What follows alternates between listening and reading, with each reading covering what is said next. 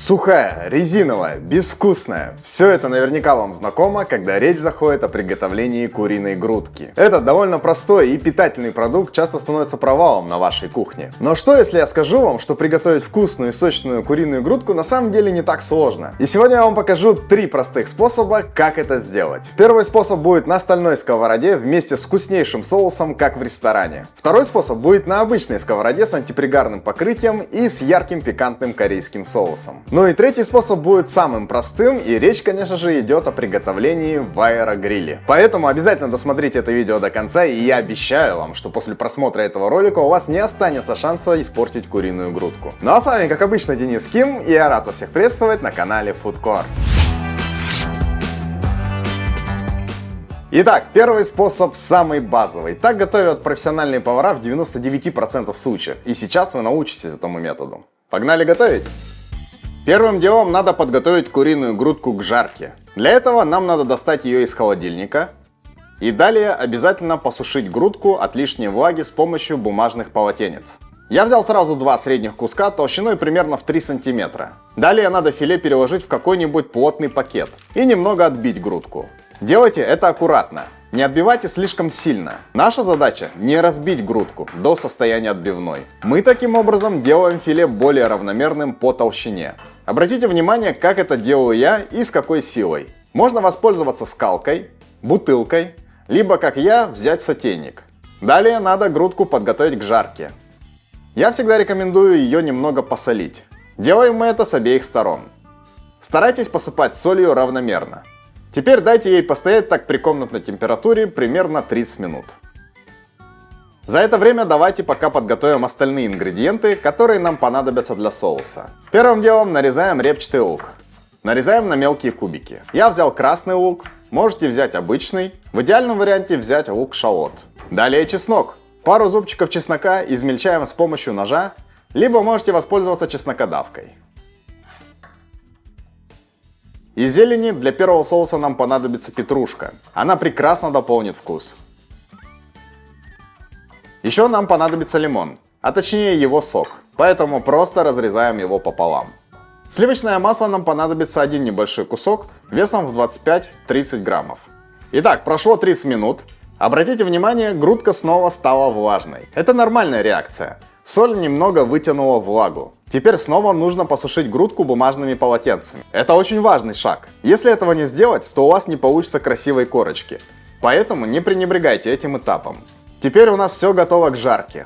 Итак, берем стальную сковороду. Как вы наверняка знаете, на стальной сковороде надо уметь готовить, чтобы ничего не пригорало. Сейчас я расскажу, как это сделать. Ставим сковороду, включаем плиту. И я рекомендую сразу поставить на средний огонь. Теперь наша задача правильно разогреть сковороду. И тут возникает вопрос, а как понять, что сковорода разогрелась до нужной температуры? Все очень просто, друзья. С помощью чайной ложки капаем пару капель воды, и если вы видите, что капельки не начинают испаряться, а наоборот начинают свободно кататься по дну сковороды, значит можно жарить. Обратите внимание, как это должно выглядеть. Но, если же капли сразу начинают испаряться, как я сейчас показываю в видео, то значит жарить еще нельзя. Стоит еще немного подождать.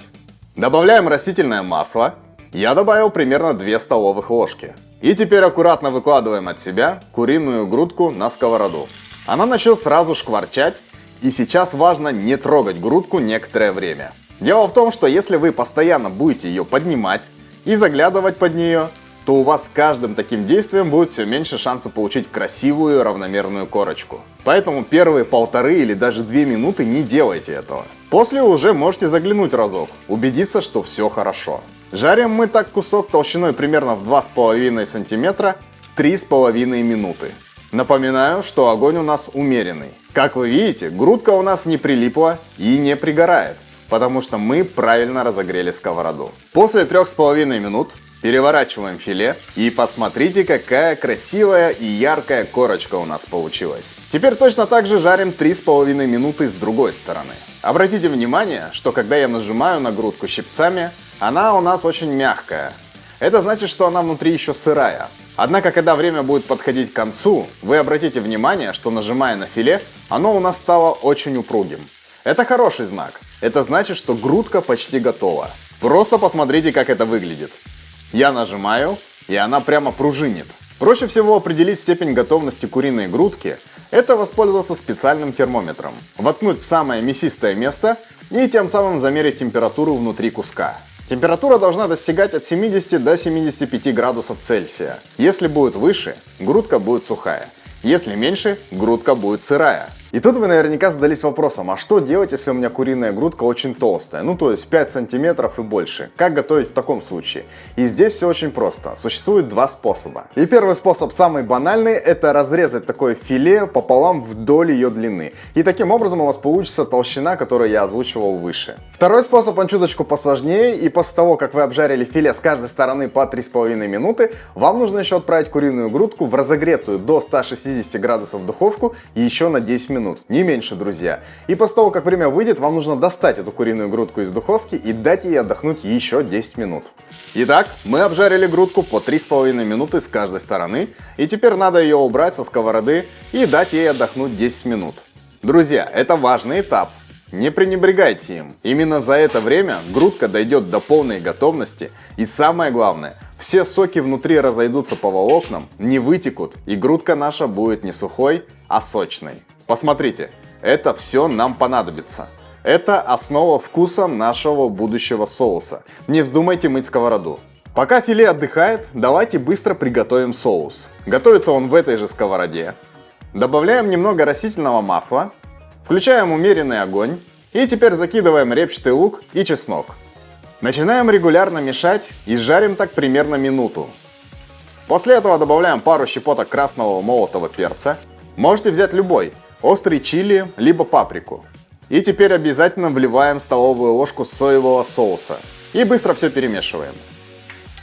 Соевый соус и перец во время обжарки дадут приятные дымные нотки во вкус. Буквально 30 секунд хорошо и быстро обжариваем, регулярно помешивая. И далее вливаем куриный бульон. Ждем, когда бульон начнет закипать. Если вы видите, что филе выделило немного сока, то добавьте его к готовящемуся соусу. Итак, бульон кипит. Самое время добавить сливочное масло. Оно быстро разойдется, и соус начнет потихоньку загущаться. Теперь добавляем 1 столовую ложку лимонного сока. Перемешиваем и также на среднем огне доводим до загущения. Обратите внимание, что пузырьки становятся больше, а значит наш соус почти готов. Добавьте нарезанную петрушку и хорошо перемешайте. Как понять, что соус загустел до нужного состояния? Просто обратите внимание, налипает ли он к ложке. Проведите пальцем по обратной стороне ложки, и если вы видите четкую линию, значит соус готов. Если видите, что линия потихоньку затягивается, то значит еще недостаточно густой. Либо можете провести лопаткой по дну сковороды. Если видите четкую линию, значит соус нужной консистенции. Далее можно сервировать, но я люблю предварительно соус процеживать через сито. Делать это не обязательно, но мне нравится, когда сам соус жидкий, но вот лук и чеснок с зеленью отдельно. Итак, давайте посмотрим, как там наша грудка. Времени для отдыха прошло достаточно. Разрезаем ее на порционные кусочки. Обычно это делают под небольшим углом. И смотрите, грудка сочная и полностью приготовлена. Она также легко разбирается на волокна и при этом не сухая. Давайте подготовим блюдо к подаче. На дно тарелки вливаем соус. Далее сверху кладем нарезанную грудку. И уже поверх ровной полоской выкладываем отделенный от соуса жареный лук с чесноком и петрушкой. Можете посыпать черным молотым перцем, украсить зеленью, и все, готово. Желаю вам приятного аппетита!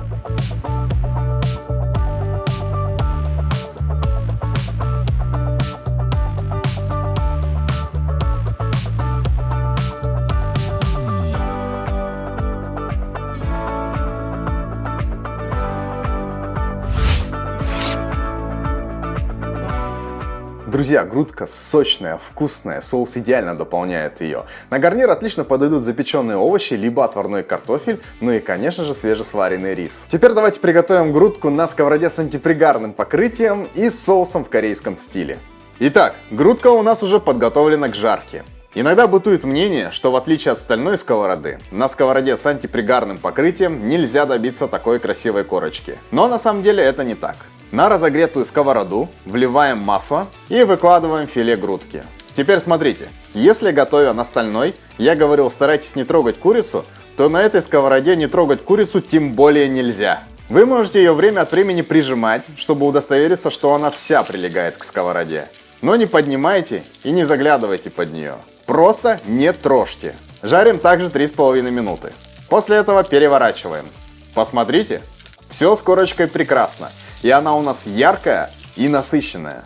Далее жарим также 3,5 минуты, а также не трогаем ее. Прошло 3 минуты. Смотрите, я надавливаю на нее, и она очень упругая. Значит, почти готова. Давайте удостоверимся с помощью термометра. Обратите внимание, почти 71 градус. Значит, грудка почти готова. Выключаем огонь. Смотрите, какая корочка красивая. Все потому, что мы не трогали грудку во время жарки. Итак, достаем ее и убираем ее также отдыхать на 10 минут. Друзья, напоминаю, не пропускаем этот шаг. 10 минут не меньше. Теперь готовим соус. Также в эту же сковороду добавляем репчатый лук, чеснок и обжариваем минуту. Далее вливаем 80 мл кулинарного вина мирин и 80 мл обычной воды. Если у вас нет мирина, то можете добавить обычное белое сладкое вино. Либо и вовсе не добавлять и влить просто 160 мл воды. Когда начнет кипеть, добавьте сливочное масло. Перемешиваем и ждем, когда оно разойдется. Теперь добавляем главный ингредиент соуса – корейскую пасту кочудян. Добавляем 1 столовую ложку и также хорошо перемешиваем. Соус сразу начал приобретать глянцевый вид и потихоньку стал густеть. Теперь добавьте столовую ложку соевого соуса, 1 столовую ложку 5% рисового уксуса. Перемешиваем. И как только соус загустел, выключаем огонь и теперь готовим блюдо к сервировке. Итак, давайте посмотрим, как там наша грудка. 10 минут прошло, курица отдохнула. Давайте нарежем филе на порционные кусочки. Она также легко разбирается на волокна и при этом не сухая. Идеально приготовлена. Итак, в тарелку кладем подушку из свежеотваренного риса. По желанию, кстати, можете еще полить его небольшим количеством кунжутного масла. Теперь сверху кладем нарезанную грудку. Сверху поливаем соусом. Можете чуть-чуть, можете обильно, как вам больше нравится. Сверху посыпаем мелко нарезанным зеленым луком и по желанию еще можете посыпать семенами жареного кунжута. Ну все, блюдо готово. Желаю вам приятного аппетита!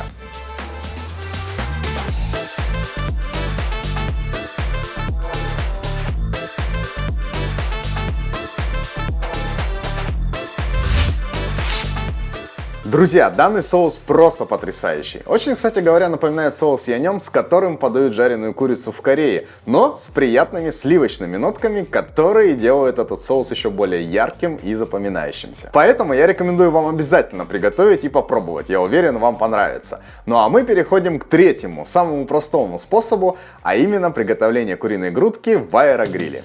Итак, первым делом давайте подготовим куриную грудку. Сначала также сушим ее от лишней влаги с помощью бумажных полотенец. Далее нам надо ее посолить и поперчить. Да, в отличие от предыдущих рецептов, здесь перчим сразу. Также я обычно рекомендую либо полить, либо сбрызнуть с помощью спрея небольшим количеством растительного масла. Делаем мы так с обеих сторон куриной грудки. Ну а далее закладываем ее в аэрогриль. Старайтесь сделать это на сетку, либо на специальный поддон, так как в аэрогриле важна циркуляция воздуха вокруг продукта. После этого нам надо включить аэрогриль на 180 градусов. Готовиться грудка будет 10 минут. Важно будет через 5 минут перевернуть грудку. Друзья, здесь важный момент. При готовке таким методом важно отталкиваться от веса продукта. Если вы готовите 400-500 грамм куриной грудки, значит готовим 10 минут при 180 градусах. Если готовите 600-700 граммов, то 10 минут при 190 градусах. Если 800-900 граммов, то 200 градусов и тоже 10 минут. Итак, 5 минут прошло. Самое время грудку перевернуть. Если не сделать это, то она приготовится неравномерно. Ждем еще 5 минут. Итак, время вышло. Теперь достаем грудку и снова очень важный момент, друзья. Дайте ей отдохнуть 10 минут. Просто пусть полежит 10 минут, за это время она сама доготовится и соки внутри нее распределятся равномерно и не вытекут при нарезке. А значит грудка у нас будет сочной. В отличие от предыдущих способов готовки, этот можно назвать диетическим, потому что у нас практически нет масла, продукт не жарится, но при этом грудка все равно будет очень сочной и вкусной. Итак, 10 минут прошло, давайте посмотрим, что у нас внутри. Вы только посмотрите, какая она красивая. Не сухая, она очень сочная, приготовлена идеально. Более того, она легко разваливается на волокна. Ее теперь можно не только прям так есть, но и, например, добавить в какой-нибудь салат. Давайте теперь подготовим грудку к подаче. На тарелку выкладываем кусочки по кругу. В центр можете добавить любой гарнир. У меня это будет картофель фри, который также приготовлен в аэрогриле. Сверху зелень. Посыпьте грудку черным молотым перцем по желанию. И лично я люблю еще полить грудку маслом чили. Это делать не обязательно, но я так люблю. Получается очень вкусное сочетание. Желаю вам приятного аппетита!